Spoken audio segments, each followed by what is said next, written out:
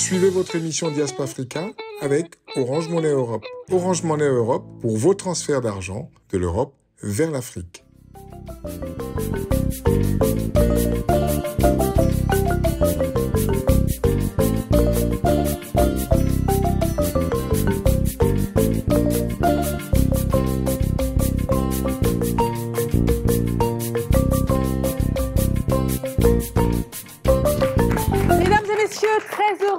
Retrouver pour un nouveau numéro de votre émission Diaspora Africa. Cette émission qui met en avant ces hommes, ces femmes, ces initiatives qui font briller l'Afrique et le reste du monde. Et aujourd'hui, on a une émission très spéciale parce que l'histoire, parce que la culture seront mises à l'honneur avec nos invités du jour qu'on va vous présenter dans un instant. Juste patienter une seconde. Avant, on va accueillir Baba Deme, notre star, à nous, de Diaspora Africa. Baba, alors c'est un plaisir de t'avoir sur le plateau. Tu as vu, tu es bien entouré? Plaisir partagé, très bien entouré. On est très bien entouré, exactement. Et comme on dit, Diaspora Africa bien pour nos téléspectateurs. Et je ne vais pas m'aventurer à le dire.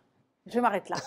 Ok, très bien. Oui, mesdames et messieurs, on vous l'a dit, une émission très spéciale parce que vraiment, vous allez apprécier. Installez-vous, n'hésitez pas à aller sur les réseaux sociaux, dites-leur que c'est l'émission à regarder. Moi, je vous demande d'accueillir notre premier invité, il s'appelle Rude Boy. Paul est avec nous. P-Square est avec nous. Rude Boy, un grand artiste avec un son, des sons, un album à venir, des albums qui ont déjà cartonné. Mesdames et messieurs, on est très heureux de l'avoir ici sur le plateau de Diaspora Africa. Et oui, c'est eux qui ont ramené la musique nigériane ici, un peu en France, un peu sur le continent africain. Et oui, franchement, on a plein de choses, plein de questions à lui poser. On va accueillir maintenant un autre invité. Il s'appelle Thierry Bugo. Alors Thierry, c'est un plaisir de vous avoir sur le plateau de Diaspora Africa. Alors franchement, mesdames et messieurs, restez avec nous, restez les yeux bien ouverts parce que vous allez découvrir un film, un documentaire, une histoire passionnante sur le continent africain. Et il va nous en parler dans un instant. C'est un plaisir encore une fois. Et on continue avec Alain Bouba qui nous vient de Strasbourg. Et oui, mesdames et messieurs, l'objectif d'Alain, c'est de célébrer donc cette diaspora active, cette diaspora qui fait bouger les lignes. C'est un plaisir. On va parler de votre gala qui aura lieu à Strasbourg très bientôt. Voilà à peu près le programme du jour. Fat Bintou va nous rejoindre dans un instant. Oui, rassurez-vous, elle va parler d'une théorie dont l'objectif est l'inclusion, la bienveillance, le leadership bienveillant. Voilà à peu près le programme du jour, mesdames et messieurs. J'espère qu'il vous convient et j'espère qu'on va passer un très bon moment. En tout cas, moi, j'en suis sûre. Paul, tout va bien? Oui, ça va. Vous comprenez tout ce qui se dit jusqu'à là? J'essaie en tout cas. Je me le raconte un petit peu, chers téléspectateurs, pour vous dire que je parle aussi anglais et Bambara et Wolof, etc. Ça sera dans une prochaine émission. Mais tout de suite, on va commencer par le voyage. On voyage toujours. Est-ce que vous avez vos passeports? Do you have your passport with you? Toujours? Il est en train de faire un visa là en ce moment. D'accord, exactement. Eh bien, aucun problème. Oui, dans cette émission, on commence chaudement. Vous le savez, cette émission a pour objectif de mettre en avant le continent africain, les destinations africaines. Oui, le monde est haut. Oui, il y a plein de destinations à découvrir, mais l'Afrique est encore plus belle. Allez, let's go to Cameroun. Oui, le continent, oui, la grande Afrique est avec nous ici sur le plateau de Diaspora Africa. Allez, on voyage.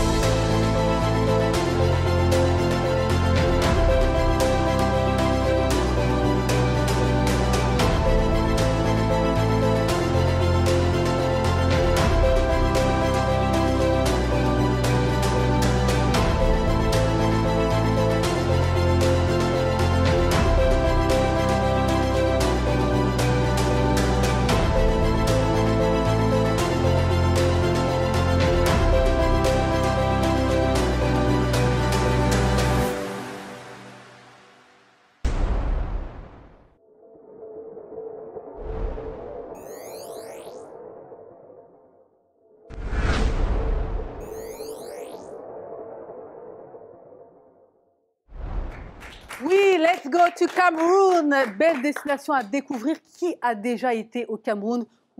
Êtes-vous déjà allé au Cameroun? Plein de fois. Et à chaque fois, j'ai adoré. En regardant les images, je croyais que c'était le Nigeria. Désolé, c'était le Cameroun. Et qui a d'autres? Cameroun, alors tu confirmes? Je confirme et j'ai juste envie de leur dire qu'ils ne savent pas vendre leur destination. Tellement les paysages sont beaux là-bas. Très bien. Ouais. Donc le message est passé. Apparemment, les Camerounais ne savent pas vendre la destination Cameroun parce que c'est un super pays avec plein de paysages et ça, c'est la diversité. Et vous, jamais?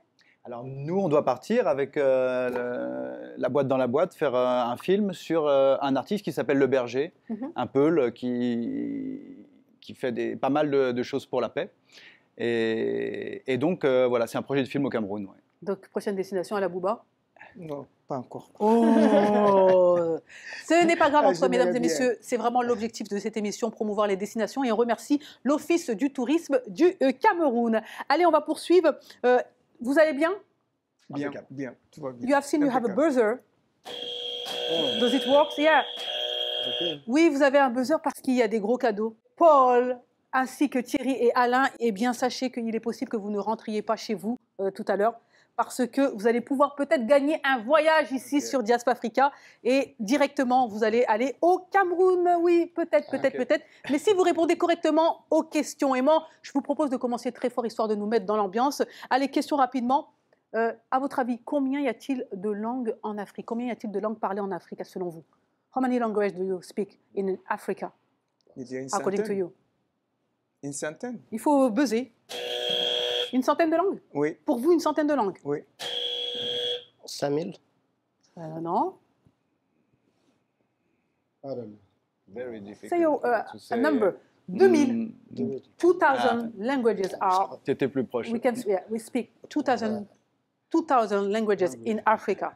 Et oui, en Afrique, on parle plus de 2000 langues et c'est le second continent où on parle le plus de langues. À votre avis, quel est le premier continent où on parle plus de langues, selon vous?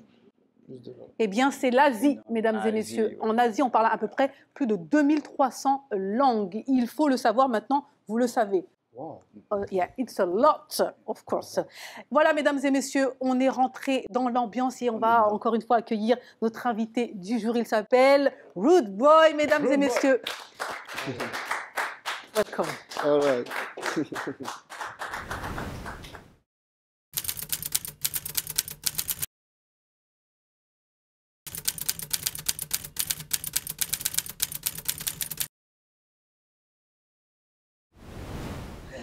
So I'm going to speak in French and you have the translator. Yeah. Ok, je vais parler en français. Donc, je l'ai dit, vous avez changé nos vies. Est-ce que vous avez conscience de cela? Vous avez ramené la musique nigériane ici, en Europe, ici sur le continent africain. Effectivement, avant, c'était plus au Nigeria. Mais ensuite, avec vous, grâce à vous, eh bien, ça s'est exporté très largement. Vous êtes le précurseur, on va dire, c'est-à-dire que vous êtes les premiers à avoir qu'on a découvert. Et qu'est-ce que ça vous fait? Est-ce que vous avez conscience de ça?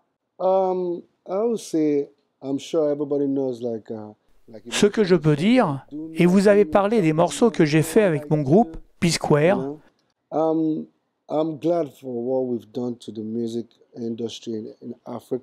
Je suis fier de notre impact dans l'industrie musicale en Afrique.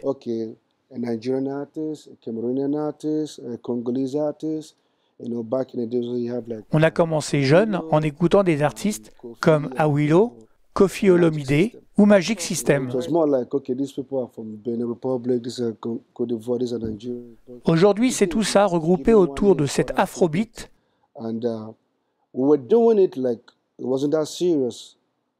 Nous, on a commencé ça comme une blague. Et c'est devenu sérieux quand on s'est mis à faire des tournées mondiales. Et maintenant, la musique africaine est la meilleure du monde. Je voudrais d'ailleurs rendre hommage à tous ceux qui ont participé à cet élan et ceux qui y participent encore. Thank you. En fait, effectivement, donc il en est très fier. Ils sont très fiers d'avoir pu exporter donc la musique. Donc, we talked about P-Square. On a parlé de P-Square. Donc, this is a famous group, as I said. Et mais il y a P-Square, mais il y a vous, il y a Rude Boy. Et pour vous, c'était très important. Donc, moi, je vais dire quelques chiffres. Il faut savoir que en 2019, Reason With Me a été le clip le plus vu, le clip africain le plus vu sur YouTube. Il faut le savoir. Et donc, c'est ce monsieur-là qui est l'auteur de ce clip, Reason With Me. Alors, c'est comme étrange, c'est-à-dire que vous étiez dans le groupe P-Square, vous avez eu un énorme succès. Finalement, vous lancez votre carrière solo et vous cartonnez. Donc, est-ce qu'il y a eu une appréhension au début, à savoir, OK, on a un groupe célèbre, tout le monde nous connaît, on a promu la musique nigériane, et finalement, je me lance solo, est-ce que ça va marcher? Est-ce qu'il y a eu un moment de doute? Yeah, exactly. There's no doubt. Alors, il n'y a pas eu vraiment de doute.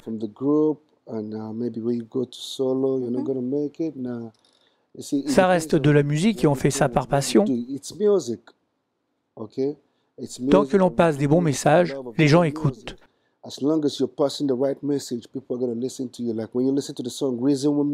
Par exemple, mon titre, Reason With Me, s'adresse aux jeunes femmes qui doivent comprendre que parfois, l'homme qu'elles rejettent aujourd'hui, parce qu'il n'a pas d'argent, il sera peut-être millionnaire demain à force de travail.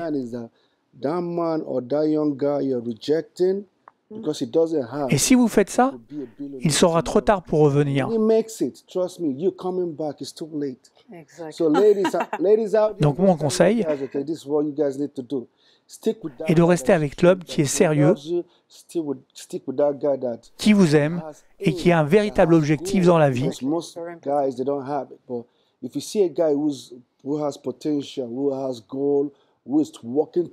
vous le laissez partir, il sera trop tard pour revenir s'il réussit dans son projet. Alors, non, mais le message qu'il est en train de dire, en tout cas pour les téléspectateurs qui ne comprennent pas anglais, il est très important. Voilà, on continue. Alors, on m'a parlé, donc on l'a dit, hein, votre chanson a cartonné, vous avez cartonné avec le groupe P-Square, vous avez cartonné en tant que solo, et bientôt on va avoir un album. Apparemment, l'album qui arrive, mesdames et messieurs, il va cartonner. Donc, what can you say to our public about? Alors, parlez-nous de la suite.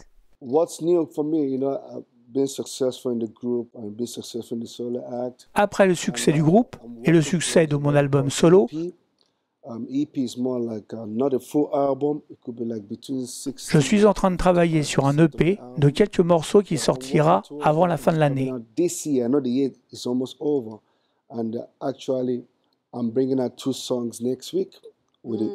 Dès la semaine prochaine, il y aura 2 morceaux qui vont sortir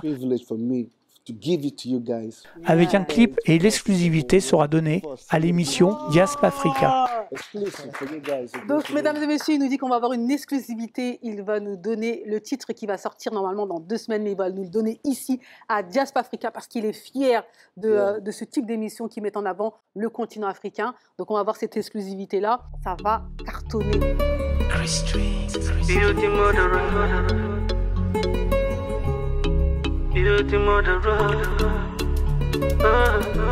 She's a goddamn killer. In my head, I beauty I cannot explain. Sometimes I feel like I'm insane. I don't even know what to say.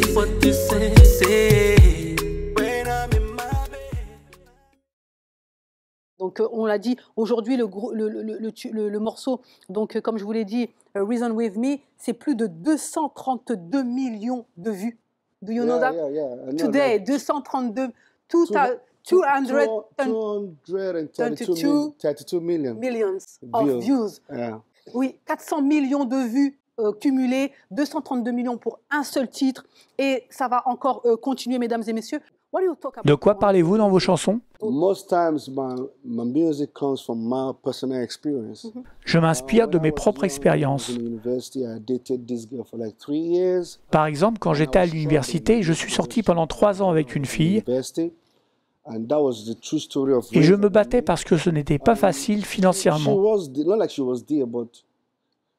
À un moment, elle m'a fait comprendre que l'argent donné par mes parents pour mes études devait être dépensé pour ses besoins à elle.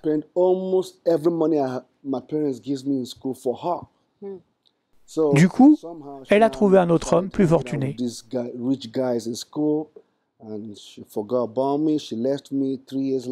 J'ai continué ma vie, j'ai eu mon diplôme et puis j'ai fait ma musique.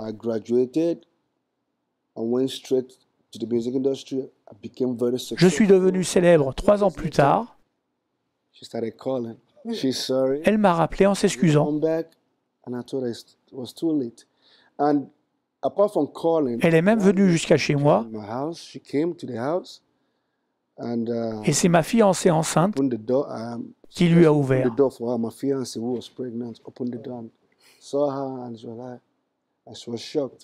On a parlé.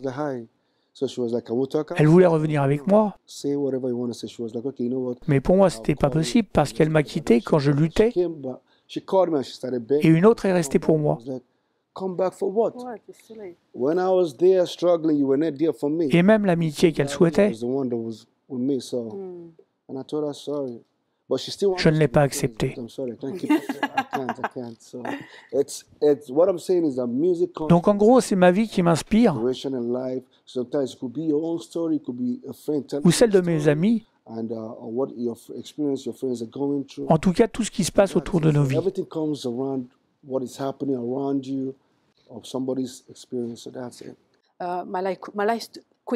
Alors dernière question. Est-ce que vous comprenez que votre musique a changé nos vies? Aujourd'hui, tout le monde écoute de l'afrobeat grâce à vous. Vous avez lancé cette mode. Qu'est-ce que ça vous fait?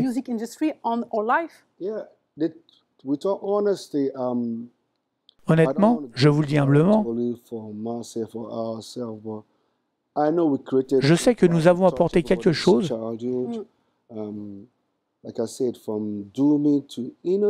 Et touché des gens avec toutes nos chansons.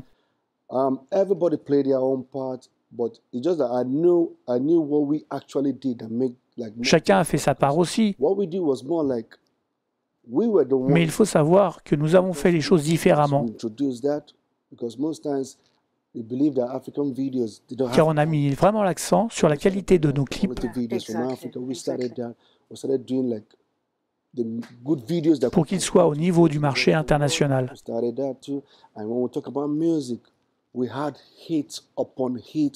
Et du coup, on a fait tube sur tube. On a apporté un changement. C'est sûr, on n'est pas les seuls. Comme je l'ai dit avant nous, il y a eu Koffi Olomide, Awilo, et après nous, les P-Square, Fally Ipupa, Two Face, une autre génération. Et aujourd'hui, il y a Burna Boy, Wizkid, ou Rema. Et chacun joue un rôle dans cette évolution. Donc je rends hommage à tous ces gens qui font avancer la musique africaine. Thank you very much. We're going to stay with us. We have other question to you, but we can have you on. You can sing like a little something like. Okay, are you ready, guys? You want me to sing? Of course, of course. Okay, I'm going to sing like to a song. I'll make it fast, all right? So let's go. Let me take you guys back a little bit, okay? Hello, how you doing? My angel, my one and only, the only one that I'm missing. Will you bring me joy and blessings? You know that I love you, and I can't wait to say I do. But before we walk down the aisle, I just wanna let you know that you're the finest. Gonna you be the finest being I've seen. You're the brightest. The way you the shine, you the blink like green. You're the highest. When it comes to rating, you're the lead. My princess, my only one lover. Girl, I just wanna let you know that no one be like you. See, I don't go different places, I've seen many faces. No one be like you. No one, no one. She told my love down low. She talks out the coco. Hey, she wanna know the coco. See, I've been a begging to try. Reason with me. If I don't get today, I go get on tomorrow. I be one make a die. It no easy for me. If I don't get today, I go get on tomorrow. Yeah. If I knew that one day I will be just in the side of P Square. Thank you very much for the pleasure for me. Thank you very much. Have a seat. Thank you. Thank you. Voilà, mesdames et messieurs, on continue cette émission. J'espère que vous avez apprécié. Donc, notre artiste du jour, il s'appelle Rude Boy. Il est avec nous et bientôt, son EP va sortir apparemment. Ça va être chaud, bouillant. Allez, on continue cette émission et on va donner la parole à notre cher Baba Dem. Et oui, mesdames et messieurs, je sais que vous avez besoin de digérer tout ça. Alors, Baba, toi, tu vas nous parler de gens, de personnes, de personnalités qui font bouger l'Afrique. Et ça, c'est très important de mettre en exergue donc, ces talents africains. On t'écoute.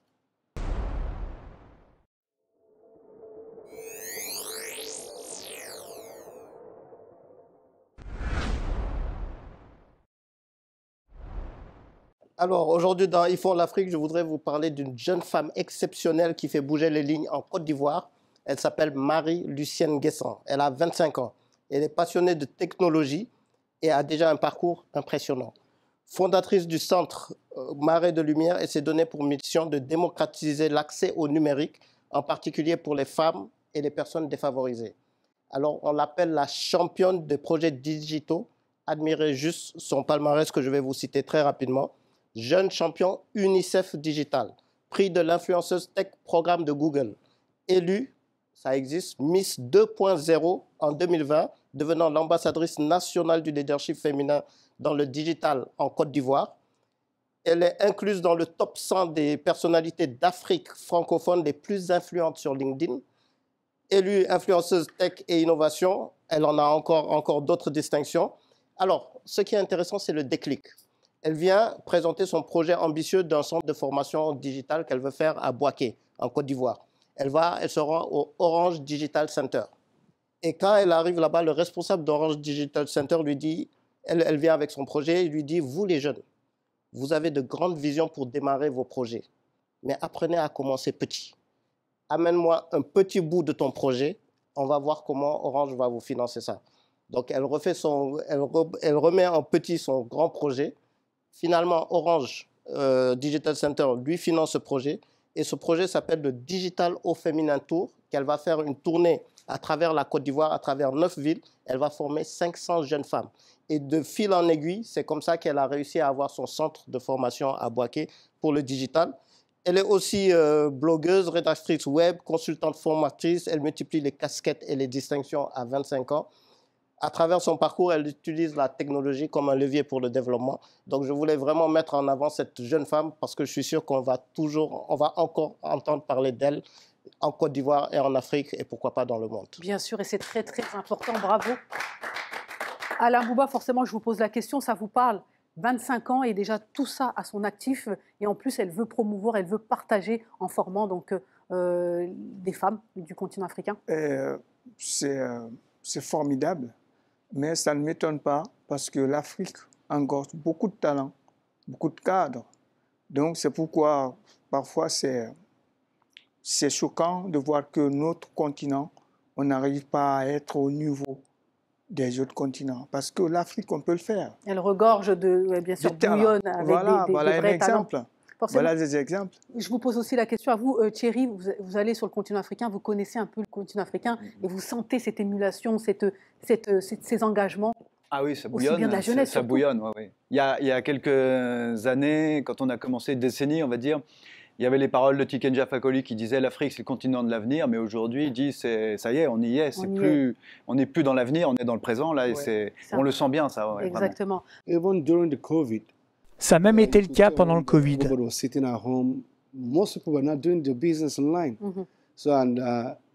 Les gens ont géré leur business sur le net, donc l'Internet est important.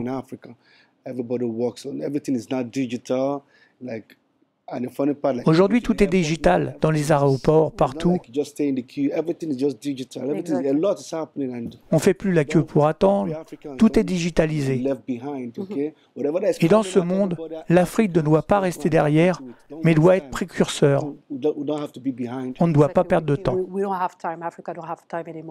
Alors, mesdames et messieurs, on va continuer cette émission. Ils font l'Afrique, ils font bouger l'Afrique. Et on en parle ici, on a parlé ici avec Baba Deb. Et on continue avec le continent africain à la rencontre de ce monsieur. Il s'appelle Mamadou Diakhaté, un instituteur qui a décidé aussi de mettre sa part à l'édifice, de porter sa pierre à l'édifice, parce que c'est important que les Africains s'engagent pour le continent. Et donc, lui, il s'engage en mettant en place des puits. Allez, on regarde et puis on revient.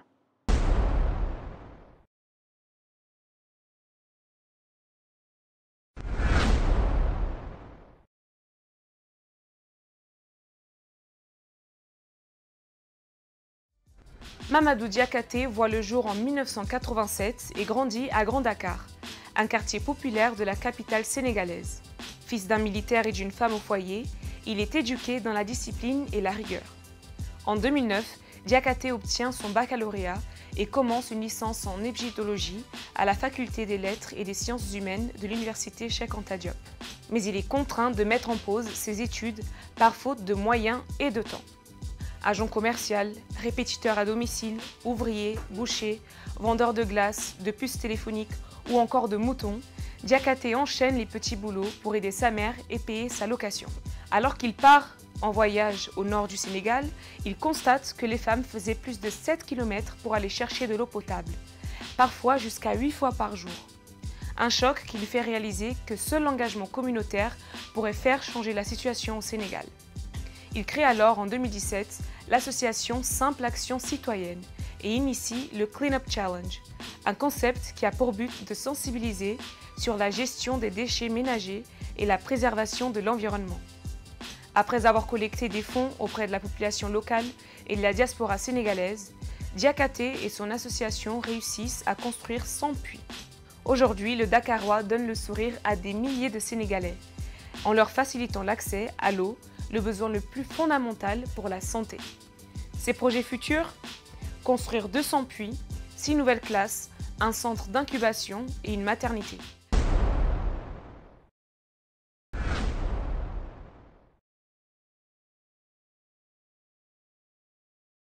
L'engagement citoyen primordial, et notamment sur le continent africain. Je pense que c'est important en tant qu'Africain d'agir pour nos concitoyens. It's a normal thing, especially if you're successful. Sometimes most people think it's about doing it only for the. C'est quelque chose de normal, surtout quand on a du succès. You have to understand that if you do it for the community, what about the others? But the thing is that. Mais c'est pas seulement une affaire de communauté, c'est une affaire de tous. So whichever you can do, and I can tell you the borehole system is. En tout cas, le système de puits est une idée économique. Et j'ai un projet identique au Nigeria. Exactement. Et moi j'insiste, l'engagement il est pour tous, peu importe les moyens qu'on a. C'est-à-dire que c'est simple de faire des petits gestes et ça, voilà, un petit geste plus un petit geste, ça fait beaucoup, n'est-ce pas Thierry? Ah, tout à fait. Nous, un exemple simple, hein, le premier film que j'ai produit, c'était au nord du Mali. On a rencontré ce peuple Kunta, qui vivent vraiment dans la région sahélienne, limite désert. Et là, il y a des initiatives, c'est le chef qui fait vivre les enfants, les vieux, etc. Et qu'est-ce qu'on a pu faire, nous? On a fait ce film avec eux, et puis on partage les recettes du film avec le chef, et qui lui va redistribuer, va créer des actions, soit permettre aux enfants qui vont à l'école d'avoir une cantine, ou le puits, ou des choses comme ça. Et effectivement, c'est des petites graines, quoi, petit à petit. Exactement, et c'est très important, l'engagement. Et pour le coup, vous, vos membres de la diaspora à Strasbourg sont complètement impliqués. Oui, la diaspora est toujours impliquée. Pour preuve aujourd'hui, la diaspora, nous contribuons, la diaspora en général, hein, quand je prends le cas de la Guinée, la diaspora contribue aujourd'hui aux ressources internes à 80%. Bien sûr, c'est important de le dire. Nous faisons vivre nos familles en Afrique. Et malheureusement, c'est ce que nous allons amener bientôt à faire en sorte que nos ressources internes soient distribuées convenablement. Bien sûr, c'est très, très, très important. Voilà, mesdames et messieurs, on remercie bien sûr Opendo pour cette vidéo. Allez, on poursuit avec notre deuxième invité. Il s'appelle Thierry Bugeaud et il est à la tête de ce magnifique film African Glory. Thierry Bugeaud, à la barre, s'il vous plaît.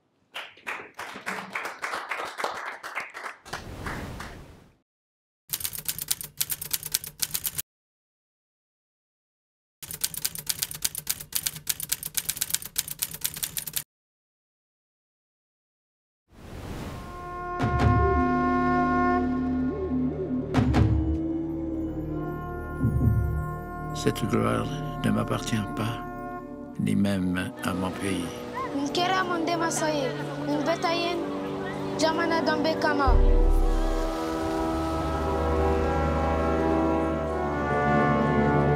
Ce fut la dernière fois que nous le vîmes, et je restais maître absolu de l'Empire. L'histoire que je vais te raconter est frappée du secret par la confrérie des chasseurs.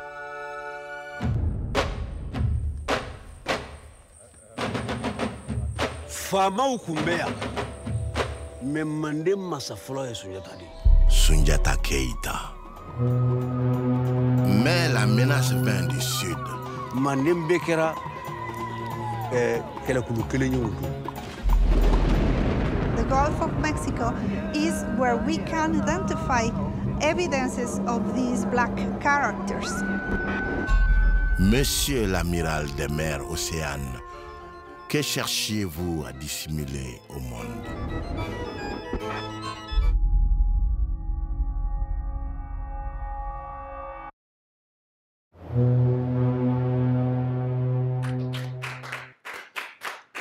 Voilà, ça donne envie. Vous avez vu, mesdames et messieurs, un petit extrait de ce magnifique film que vous avez réalisé, Thierry. Alors, l'histoire de Aboubacar II, donc ce grand navigant, ce roi, donc qui a décidé d'aller découvrir l'Amérique. Alors, on vous écoute. 180 ans avant Christophe Colomb, en 1311, Aboubakari II va partir avec 2000 navires à l'assaut de l'océan. Et il faut savoir qu'à l'époque, l'Empire mandingue, ce qu'on appelle l'Empire mandingue, c'était toute l'Afrique de l'Ouest.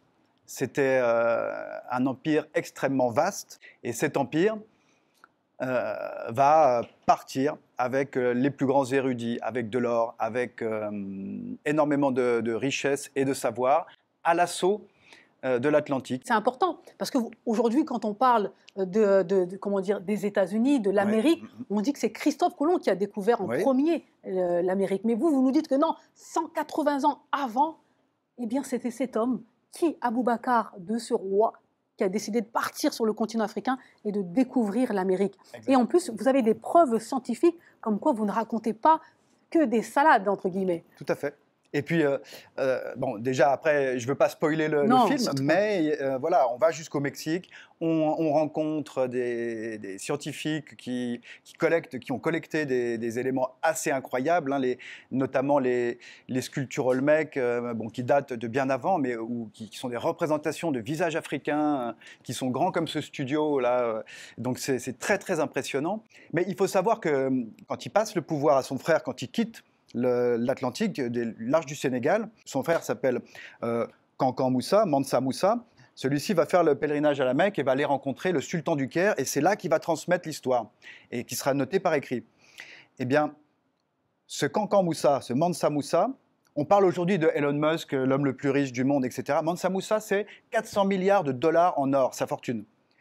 Donc, lui, c'est le successeur d'Aboubakari II. Donc il faut savoir que ce n'est pas un petit illuminé qui part avec 2000 bateaux. C'est l'homme le plus riche de l'humanité qui part faire une découverte avec les moyens nécessaires pour atteindre son objectif. Et ça, c'est important de le dire. C'est-à-dire qu'on ne part pas avec des petits moyens, on part avec des gros moyens pour atteindre l'objectif. Donc on l'a dit, la science aussi donne les informations nécessaires pour valider les propos, valider cette expédition. Et pour le coup, on va se poser la question, et même les téléspectateurs, ils se disent, mais pourquoi vous, Thierry Bugeaud, un jour décidez de faire un film sur Aboubacar II, donc cet empereur africain? Et pourquoi pas? Et pourquoi pas? Mais bien sûr. Mais pourquoi? Pour le coup, voilà, on pose la question. Moi, je suis un citoyen du monde et je m'intéresse au monde dans lequel je vis. Si on m'avait dit, je vais te raconter une histoire formidable qu'a fait Charlemagne ou qu'a fait Clovis, etc., je dis oui, raconte-moi. Mais si on m'avait dit, je vais te raconter l'histoire d'un empereur mandingue qui a traversé l'Atlantique, j'aurais dit, mais pourquoi on n'est pas au courant? On m'a pas appris ça à l'école. Bien sûr. Et on nous a pas appris ça à l'école. Et encore aujourd'hui, c'est pas enseigné. On n'enseigne pas l'Empire mandingue, etc., dans nos écoles en France. Et ça, c'est une lacune du système. Bon, ça commence à évoluer. Et c'est des initiatives comme celle-là, ou comme d'autres, hein, je ne suis pas le seul, évidemment, qui vont faire que les mentalités vont évoluer, et puis que voilà, ça va se normaliser. Hein. Exactement. Et c'est important, en tout cas, vous apportez votre pierre à l'édifice. Ouais, ouais. Et bientôt, l'objectif pour vous, c'est aussi de montrer, de vulgariser, d'informer le maximum de personnes. Et vous allez faire un African Glory Tour, et qui va commencer à Bamako. D'abord, avant de parler de cet African Glory Tour, il faut savoir que vous avez gagné pas mal de prix. Vous avez aussi été nominé dans pas mal de festivals et dans différentes régions du monde, et ça c'est important de le dire. C'est vrai. C'est vrai que le film arrive vraiment à toucher son public, ça c'est super. Donc bah oui, Los Angeles, c'est qui son public? Oui, voilà, c'est des Américains, c'est oui, alors évidemment, l'Amérique s'intéresse beaucoup à cette histoire, cette migration. Ça remet en question la façon dont l'homme africain a posé les pieds pour la première fois sur le continent américain, en empereur, très riche. Et donc c'est quand même pas le même récit, le même narratif que ce qu'on peut raconter aujourd'hui. Donc ça a un impact fort en tout cas. Ah ouais, vraiment, on le voit. Donc, et en tout cas, ça va vous pousser à aller plus loin et à faire d'autres choses, peut-être une série. Bon, on ne va pas rentrer dans les détails. Là, on va se focaliser peut-être sur l'African Glory Tour. Donc bientôt, mesdames et messieurs, il va aller à la rencontre voilà, des Africains, des Européens, des Asiatiques, afin de faire découvrir cette histoire qui est importante et qu'on doit connaître. Donc la première destination, ça sera Bamako, donc Bamako, le 10 décembre, c'est bien ça? À partir du 10, voilà, 10, 11, 12, 13, 14 jusqu'au 17 décembre, on est à Bamako et tous les soirs, il y aura des projections. Ça commence à l'Institut français, puis il y aura la salle Babemba, il y aura les universités, la jeunesse, c'est important. Voilà, la colline du savoir. Ce sera aussi l'occasion pour le public de rencontrer Cheikh Tidiane Seck autour de ce film, parce qu'il intervient pas mal dans le film. C'est lui la voix du film. Il incarne aussi le père d'Aboubakari dans le film. Voilà. D'accord, donc très intéressant. Et pour le coup, vous insistez sur le fait que la jeunesse doit aussi s'approprier, l'Afrique doit s'approprier leur histoire via cela. Donc comme on l'a dit, il y a peut-être une idée de série et autres. En tout cas, merci beaucoup Thierry Bougot. C'est un plaisir de vous avoir avec nous sur le plateau African Glory Tour. Donc prochaine date donc, au Mali, mais aussi en France. Après, on revient au musée du Quai Branly le 16 janvier. Voilà, l'information est passée, on vous remercie. Et on a hâte de voir ce magnifique film. Merci à vous. Je vous en prie. Voilà, mesdames et messieurs, vous l'avez entendu, donc African Glory Tour, on parle de Aboubacar II et cette expédition aux Amériques, on va dire ça. Est-ce que vous connaissiez l'histoire? Do you know this story of this? I heard everything. Good job, my brother. Nice one. He did something. J'ai tout écouté et j'ai tout compris. Somebody was telling me what it's all about. C'est vraiment un bon travail incroyable.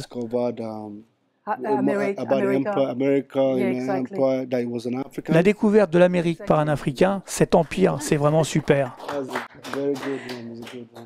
Alain, forcément, ça vous parle et ça vous a donné, je vous voyais très capté par l'histoire, vous disiez mince. C'est magnifique, c'est magnifique parce que moi, c'est ma première fois. J'étais africain, né en Afrique, et que c'est quelqu'un d'autre qui s'intéresse au patrimoine historique africain. C'est magnifique, bravo. Voilà, merci beaucoup. On continue cette émission et on va poursuivre avec l'agenda des diasporas offert par Orange Money Europe et puis on revient. L'agenda des diasporas avec Orange Money Europe.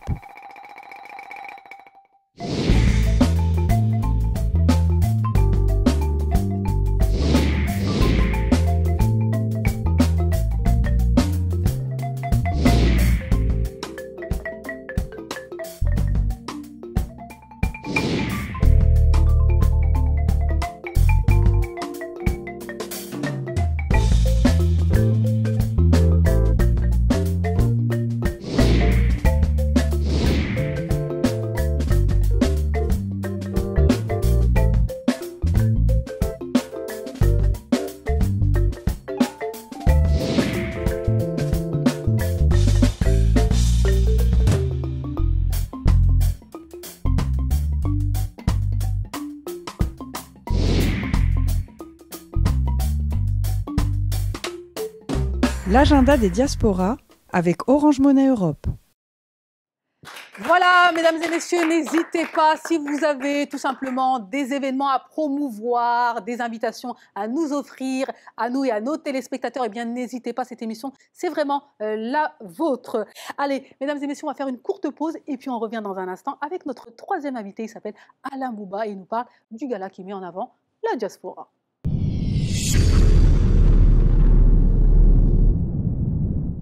Votre famille est en Afrique? Pour envoyer de l'argent de l'Europe vers l'Afrique, c'est immédiat. Et oui, en quelques secondes, c'est arrivé. Pour envoyer de l'argent, c'est simple. Une application mobile, 1000 boutiques en France, 500 000 boutiques en Afrique, sécurisé. L'argent est bel et bien sûr d'arriver. C'est ça, Orange Monnaie Europe.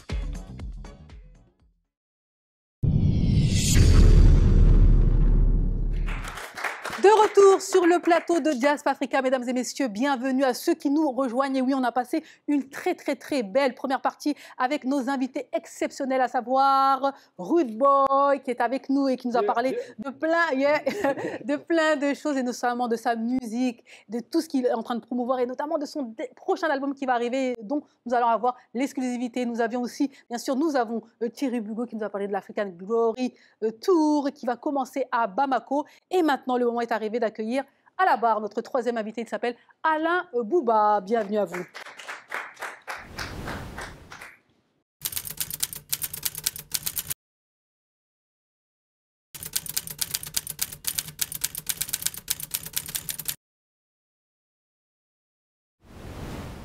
Alain Bouba, bienvenue à vous. C'est un plaisir de vous avoir ici dans l'émission Diaspora Africa. Alors, vous allez nous parler donc de cette association, l'ASEC, effectivement, qui organise un superbe événement. Donc, c'est la 4e édition, c'est bien ça? La 6e édition. La 6e édition déjà. Oui. Et oui, donc c'est un gala, la nuit de la diaspora africaine de Strasbourg, et ça c'est très important. Donc vraiment l'objectif c'est de promouvoir les réalisations de cette diaspora, de promouvoir la ville de Strasbourg, de promouvoir la réussite auprès de la jeunesse. Alors premier point, moi j'aimerais démarrer par quelque chose d'important. C'est vrai que souvent quand on nous regarde, quand on est sur le continent, on se dit bon, tout se passe à Paris. Si vous n'êtes pas à Paris, il n'y a rien, et vous allez nous dire le contraire, sachant que Strasbourg c'est une ville très stratégique. Oui. C'est la capitale de l'Europe et pourquoi pas la capitale culturelle aujourd'hui. Depuis 6 ans, on s'est installé, la nuit de la diaspora s'est installée, qui est organisée par l'ASEC, qui veut dire l'Association Les Amis de Strasbourg pour l'entraide, l'éducation et la culture. Donc nous intervenons dans plusieurs domaines, culturels, sociaux et humanitaires. Parce que l'idée de la nuit de la diaspora est venue que parce que comme nous le savons, la société africaine, la diaspora africaine, on aime s'installer d'une manière communautaire, c'est-à-dire chaque pays se retrouve à part pour faire les événements comme ça. Donc quand je suis arrivé à Strasbourg, l'idée à laquelle c'était de trouver un cadre où toute la diaspora africaine pouvait se retrouver. Donc, d'où l'idée de faire la nuit de la diaspora africaine. La nuit de la diaspora africaine vise à rapprocher les communautés africaines de Strasbourg. Et aujourd'hui, on a élargi à d'autres pays, tels que l'Allemagne, la Belgique et la Suisse.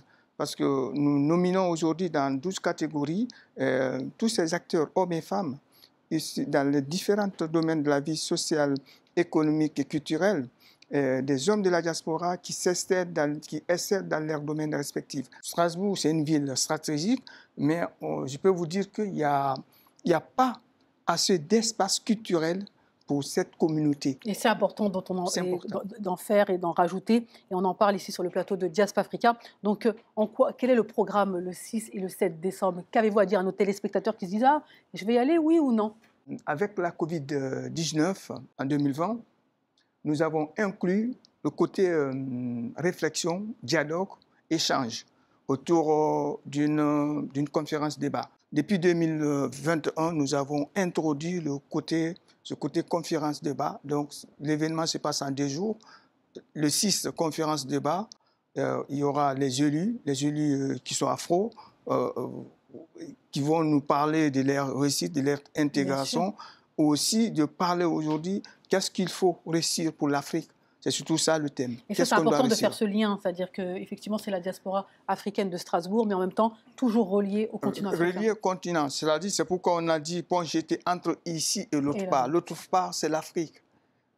Donc, aujourd'hui, tout ce que nous faisons, nous essayons de faire nos enfants, surtout nos enfants qui sont nés ici, de les faire vivre notre culture ici sur place. C'est pourquoi nous nous battons pour qu'il y ait cette transmission culturelle. D'accord, très bien. Alors, mesdames et messieurs, pour le programme, donc la nuit de la diaspora africaine, à ne surtout pas rater, donc qui aura lieu le samedi 7 décembre 2024 pour la nuit de la diaspora, donc le gala. Oui. Et ensuite, mais avant, le 6 décembre, il y aura donc la thématique concernant les flammes. Et ça, c'est très important. On voit qu'il y a des invités spéciaux. Bernard Geneste, donc professeur interprète de conférence, sont des élus, effectivement. Ouais. Donc voilà, l'objectif, c'est vraiment de promouvoir donc, cette Afrique qui gagne, cette diaspora Afrique, qui gagne. Oui, qui se réveille. Qui se réveille, qui se réveille. Et enfin, voilà, mesdames et messieurs, c'était un plaisir, monsieur Alain Bouba. Donc, on y sera, si on est invité, bien sûr. On y sera. Mesdames et messieurs, n'hésitez pas, si vous souhaitez plus d'informations pour participer à cette édition, eh bien, envoyez-nous des informations. Eh bien, nous, on transmettra.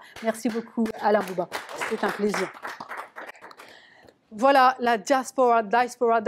Allez, on continue. Bah forcément, on est presque au terme de cette émission, mais moi, je vous propose d'accueillir ici avec moi donc notre cher Fat Bintou qui va nous parler de la Youth Theory. Et nous sommes presque au terme de cette émission, mesdames et messieurs. Alors, Fat Bintou, on t'accueille avec des applaudissements, bien sûr. Hello. Oh, vêtu de rouge. T'as vu, on est accordé. On est accordé exactement. Ça va, ça touche, exactement. Dynamique africaine avec Fat Bintou, les opportunités et surtout ce qui peut faire bouger le continent africain. On en parle ici dans cette chronique Dynamique africaine.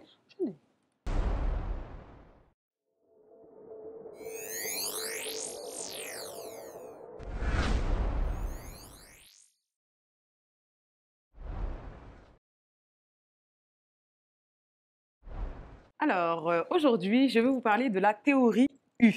Est-ce que déjà, sur le plateau, ça vous évoque quelque chose? La théorie U, U Theory?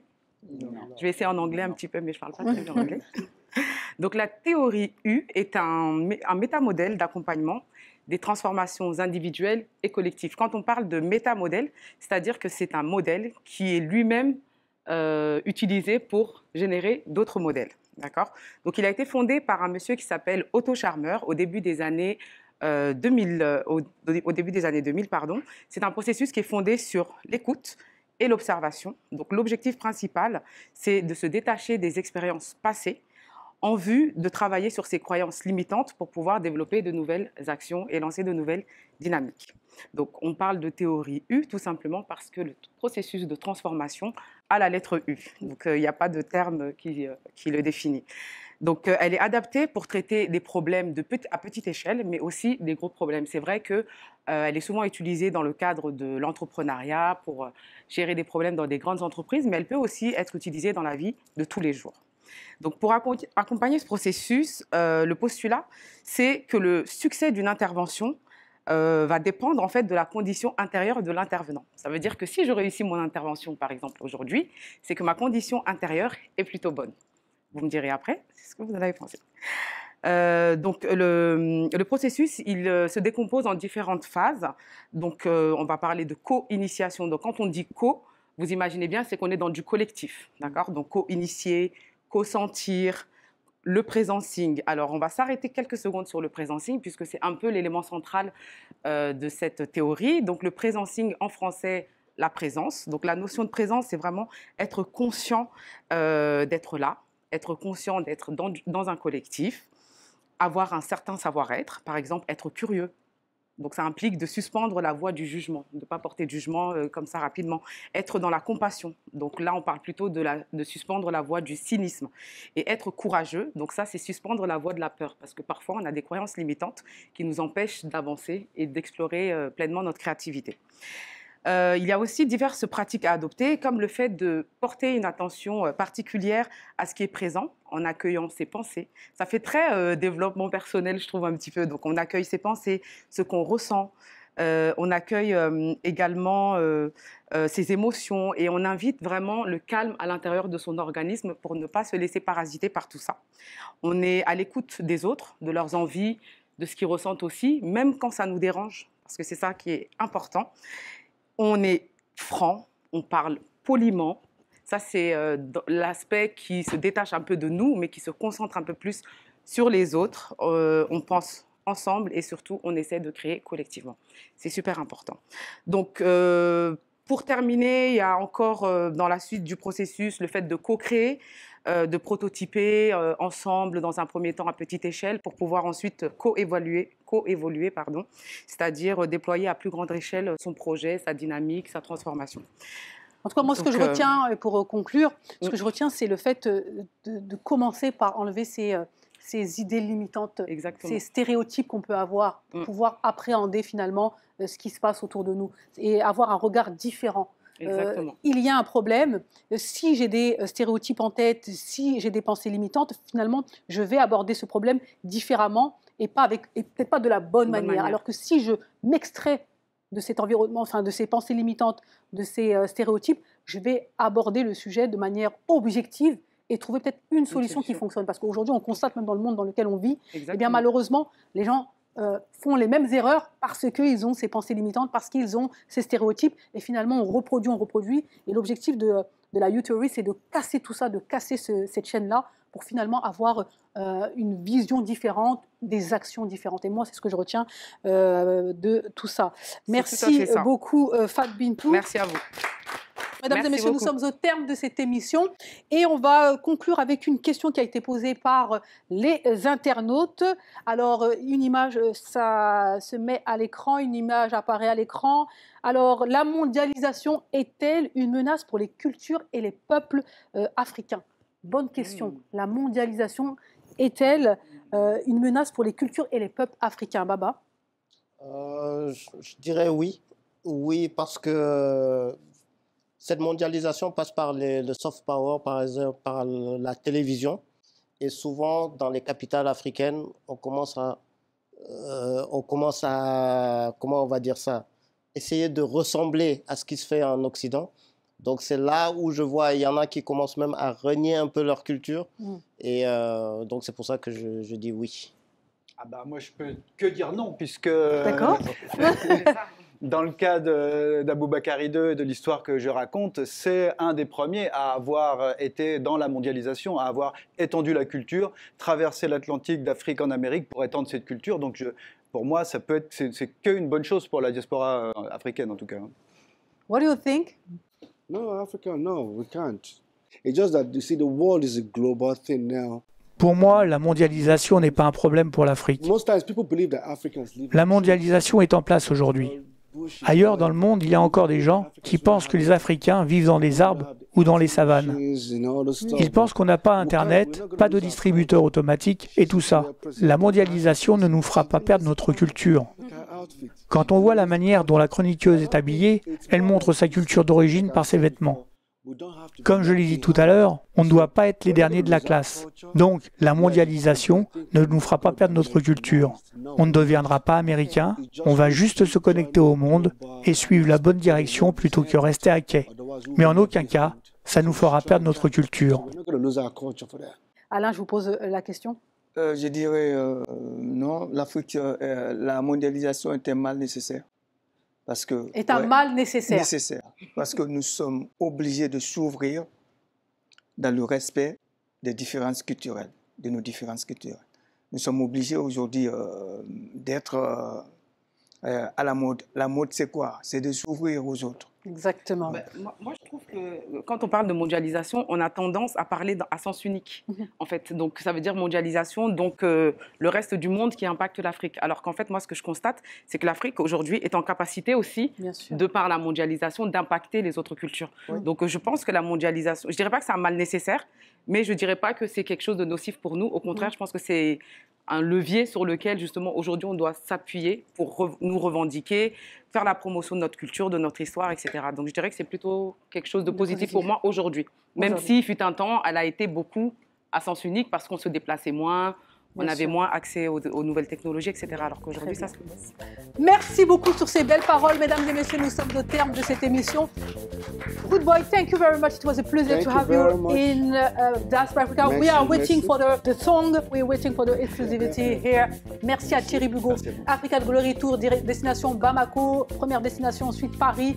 Merci à Alain Bouba. Et oui, nous allons tous à Strasbourg. Voilà cette émission. C'est une émission qui réunit, mesdames et messieurs. N'hésitez pas à nous suivre, n'hésitez pas à commenter. Vous le savez, vous êtes de plus en plus nombreux à nous suivre. On est très, très suivis sur le continent africain et bien sûr auprès de la diaspora. Et oui, mesdames et messieurs, cette émission, c'est votre émission préférée parce qu'on met l'Afrique en exergue. Allez, rendez-vous très bientôt pour une nouvelle édition. Bye bye.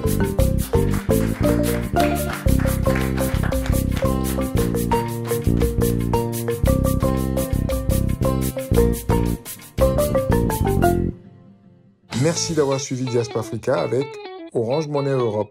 Orange Money Europe pour vos transferts d'argent de l'Europe vers l'Afrique.